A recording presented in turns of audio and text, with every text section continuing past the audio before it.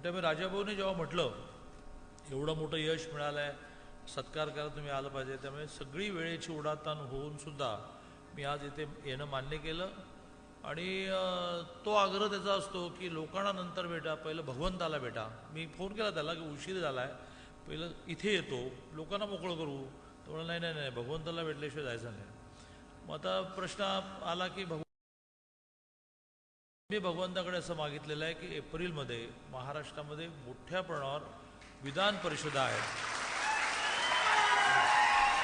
माझं वाक्य तर पूर्ण होऊ देत.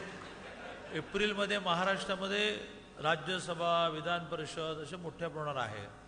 मी भगवंताला असं म्हटलं की बा राजा राऊत हा अतिशय कर्तृत्ववान माणूस, गैरसमजाने पडला. ज्यांनी पाडलं त्यांना नंतर पश्चाताप झाला, नंतर करून काय पश्चाताप होऊन काय उपयोग. तर त्याला पुन्हा एकदा आम्हाला विधान भवनात न्यायचं आहे. तर त्यामुळे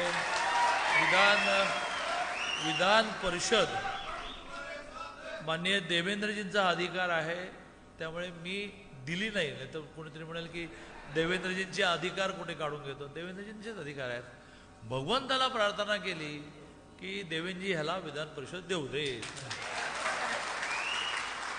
आणि भगवंताला असं म्हटलं की ते झालं तर मी पुन्हा येईन आणि तुझी पूजा जी काही, मी तिथल्या ज्या महिला पुरोहित होत्या त्यांना म्हटलं की काय नवस करायचा असतो. तर म्हणाला की पुन्हा दर्शनाला येईल म्हणा. म्हटलं आणि काय म्हणू. तर म्हणून पूजा करेन म्हणा. म्हटलं ठीक आहे. राजा राऊतला आमदार करण्यासाठी उद्या पुजाऱ्याने असं म्हटलं दिवसभर मग आल्यानंतर भगवंताच्या मंदिरात येणाऱ्या जाणाऱ्या प्रसाद वाटत बस. तर ते पण मी जोडेन माझ्या संकल्पामध्ये की राजा राऊतला आमदार केल्यानंतर मी दिवसभर प्रसाद वाटत बसेन. इतकं मनापासून आमचं सगळ्यांचं प्रेम आहे. आणि बरोबरीने हेही म्हटलं की राजा राऊतच्या माध्यमातून लोकांची सेवा होऊ दे, राजा राऊतच्या माध्यमातून ह्या भागाचा विकास होऊ देत, अशी मी प्रार्थना केली.